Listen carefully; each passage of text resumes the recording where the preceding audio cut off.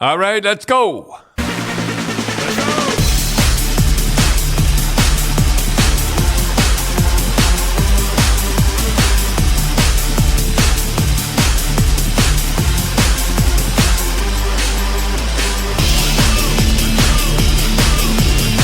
All right. That was a pretty good game last night. Yep, so Panthers are in the finals, so again, for a second time. So what was the difference, Dad, between the Panthers and the Rangers? I could not believe how they hit. They really, if you touched the puck, you were getting hit. And there was a few Rangers, we won't say that they pulled up, but they were... But they pulled up. But they pulled up. There was a few guys... That was a rough series. If Edmonton thinks they're in for an easy game, it's not going to be easy playing the Florida Panthers. So you think Edmonton's going to win? I don't know. Yeah, we might be jumping the gun there. Yeah, let's wait and see. I felt bad for Pete DeBoer after the last game. He's the coach of Dallas, Cindy.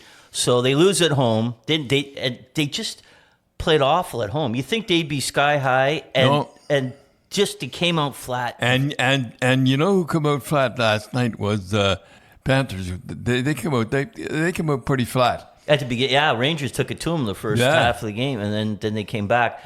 So, Dad, we're going to take some questions. We asked the fans to write in on your X account and Facebook, and I think we got close to 600 questions. So we're not going to get to them all today. So, Cindy, what's the first question? Okay, this is from Pens Fan 86. It says, "Hey, Grapes, you played for Hershey when Frank Mathers played. Well, 2 questions. Why didn't he make the NHL, and how did it work that he was a player coach?" That always is. You know, it was a funny thing. Skippy Teal and I were watching him play, and I said, "Holy shit! If everybody's in the National Hockey League plays like him, and he's in the American Hockey League, what and we didn't know that he was going for a dentist at the time, but that's the reason they got rid of him in Toronto Maple Leafs, was because he was going he was studying to go to be a dentist. In the off, can you imagine, just because the guy's studying in his off season, that he's going for a dentist, that they put him in the minor leagues, and they just buried him. They buried him. And you could do that back in those days, but you can't do it now. Yeah, because people don't understand. Like, today, if that happened, his contract would be up, then he'd be a free agent, right? So let's say he had a 3-year contract with Toronto. After 3 years, he'd be able to go anywhere he wanted. Back then, Toronto owned him until they released him. Well, he signed a C contract. He must have signed a C contract.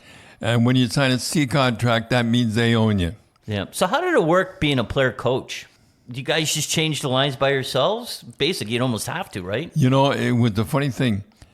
We had 3 lines and defense, and you didn't really have to coach back in those days. Well, I guess you did have to coach a little. They just kept changing rotation. So did he run the practices, or how did he? Yeah, he ran the practices, and he was pretty good at the practices. We're all trying to be like him. It must have been funny, though. Like, if he coughed up the puck and made a mistake, all the players would look at there's the coach making the mistake. No, and you never made a mistake.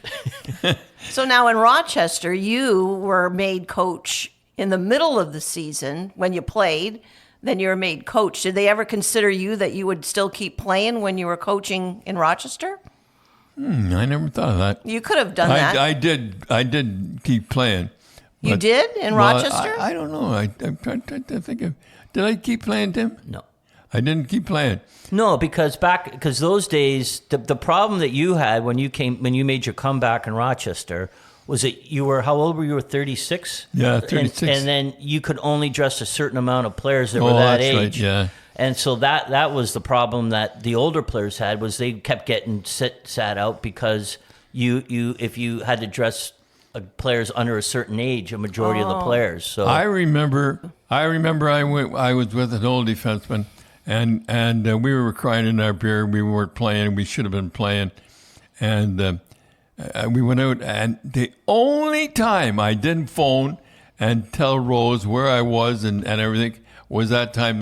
We'll have one more. And that's the only time. And that's the time I got made coach. They kept calling Mom.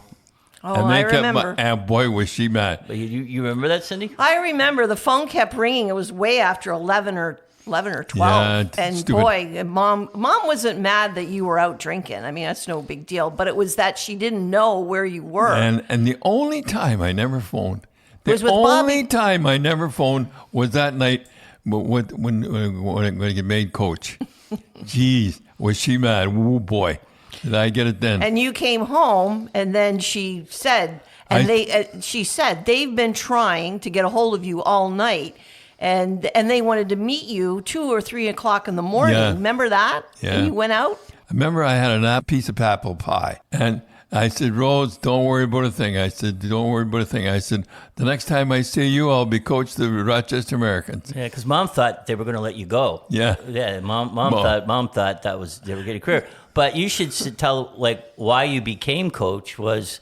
But what happened was some fan sucker punched the coach, and he said, I don't need this. Doug Adams just really Doug, cooked him. yeah, I don't need this stuff.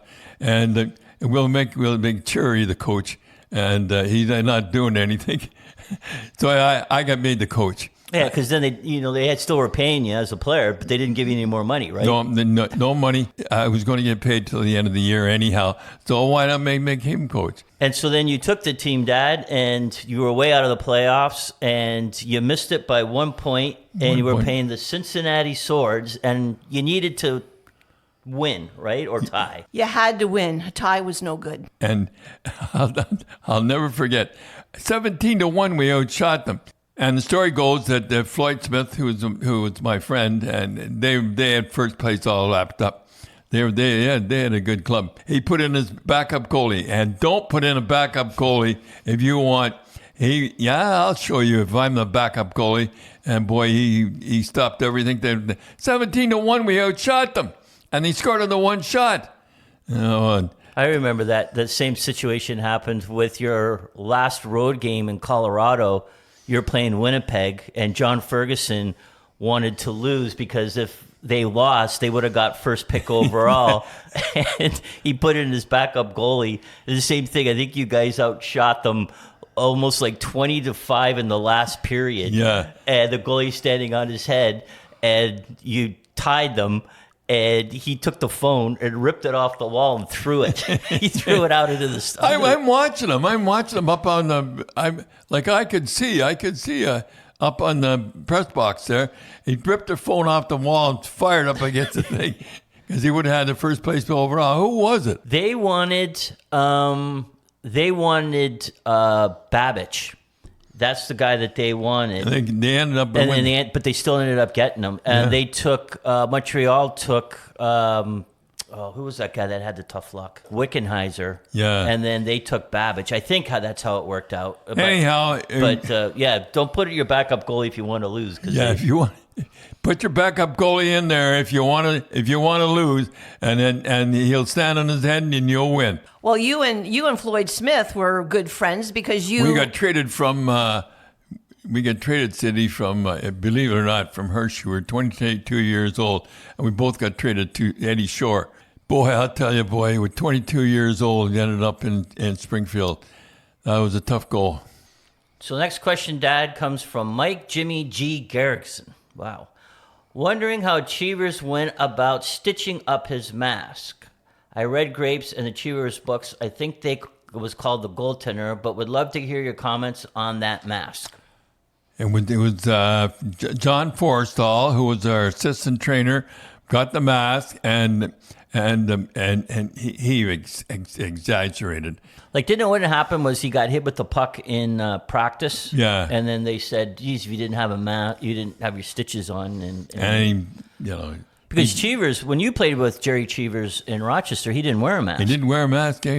I remember when he got all his teeth knocked out. I think he played the next game.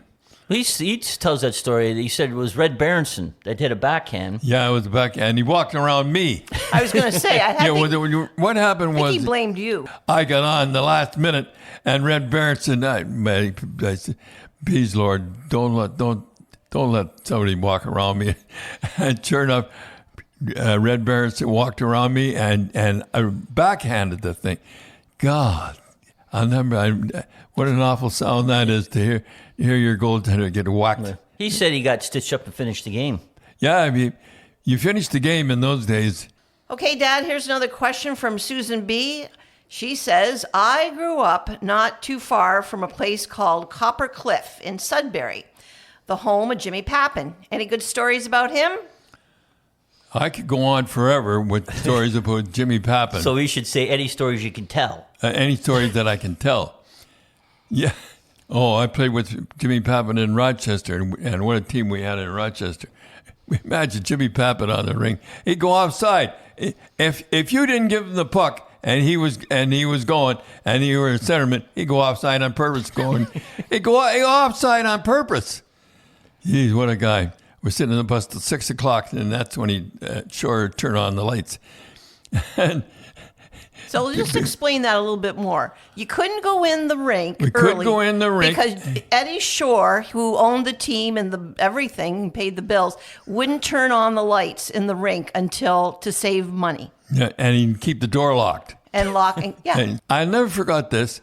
We were walking in, and Jimmy Pappin walked over, and boy, he had a big, beautiful Cadillac, big fins and everything on the back, and he kicked in the side of the door. I was still as scared of Eddie Shore, believe it or not. I couldn't believe it. He kicked in the side of the door. Kicked in the side of the Brand door. new Cadillac. He did the same thing in Batavia Downs. He just got he had a big beautiful car, and he drove us out. And this guy opened the door and hit the car. I said, "Don't everybody stay in the car." He got out and he kicked in the side of the door, and that door. Jeez, what a guy! So anyhow, I'm rooming with him, and I usually room with Daryl Sly, and no, I had to room with Daryl, trying to get Pappin straightened out. So I'm sitting there and I'm thinking, and by God, I said to him, "We don't need you anyhow." I said, "I don't know why he put me with you." I said, I'm supposed to straighten you out. He said, "Oh, yeah. And then by God, he got a hat trick that night. And then when everybody, congratulating him, he's pointing his finger at me. I never forgot that. I could tell you stories about him. So you always kind of got the roommates that you had to get straightened out. You had Jimmy McKinney, Jimmy Pappin, Larry Zeidel, Connie Madigan. Yeah. I just think that they didn't want a room with anybody else, and they put me with him. What do you think he'd be making today, Jimmy Pappin? Let's see, I'd say he'd be making 8 to 10 anyway. Yeah. You wonder how coaches would handle him today. Because you said he was nuts. When he was on the ice, boy, he wanted the puck. And when he wanted the puck, you better give it to him because he'd go offside. Dad and Cindy, the playoffs are here, and there's never been a better time to bet on your favorite Canadian team, which is Edmonton, with our favorite Canadian sportsbook, NorthStarBets.com. They're proudly Canadian and one of the best places to play in Canada. NorthStarBets.com has everything you're looking for. A sportsbook with built-in betting insights and analysis, slots, live dealers, tables, exceptional customer service. So get into the playoff action now at NorthStarBets.com. And NorthStarBets.com is not available in Ontario. And so everybody, if you want to bet on Edmonton, you should bet on Edmonton. You have to bet on Edmonton. I mean, if you're from Canada. You're Canadian. Did you see what their 50-50 was the other day? Unbelievable. They have like a 50-50 draw. It was $6 million. $6 million. So somebody walked away with $3 million. Boy, imagine that. Imagine walking away, go to a hockey game and walking out with. Yeah, but that's the thing. You don't have to be at the hockey game. No, you can go online. So, Dad, we'll take one more question. This is from Craig Mackey. Hi, Don, Tim, and Cindy. I play in the dirtiest league in North America, the Toronto Police Hockey League. Yeah. And to prepare, I was wondering what my pregame meal should be. Thanks. Badge number 907, retired, 55 division. Well, don't eat sushi because you might get sick like Austin Matthews. Yeah, don't eat sushi. Or turkey. Or turkey. Oh, yeah. I ate turkey one time, and Guy Russo, I never forgot his name. He was a little guy, but as you thought you're going to hit him, he jumped in the air, and boy, he jumped in the air on me, and he hit me, and all the turkey and everything come out. I never ever ate turkey again. You got sick on the ice. I got sick on the ice. Anyhow, I would say, in the dirtiest league in the league, I would say just have a couple of poached eggs. What was your pre-meal? I think What did Mom make, Cindy? Steak. Steak and what? Potato? Steak and potatoes and Thousand Island dressing. I was the one that mixed the mayonnaise and the ketchup Oh, yeah? and the relish. Remember Thousand Island dressing? You never Well, seen it? I had Yeah. the 1,000, and then I had to have vanilla ice cream and chocolate sauce over the time, and everybody had it. It's funny that policeman says it was the dirtiest league. Do you remember that video? I don't know if you ever saw it, when the New York police were fighting or were playing the New York firemen in a hockey game, and a brawl broke out. And it is just one of the craziest brawls. You had the firemen and the policemen going at it on the ice. It was, And they get no pay. they got no pay. It was just for like bragging rights. I thought, I don't know if I was a fireman, I'd want to be beating up a policeman, right? You know, get your number and all that. But They didn't care one bit. no. So if you ever want to see that, go Google New York fireman policeman hockey brawl, and it's crazy. I have to see that afterwards.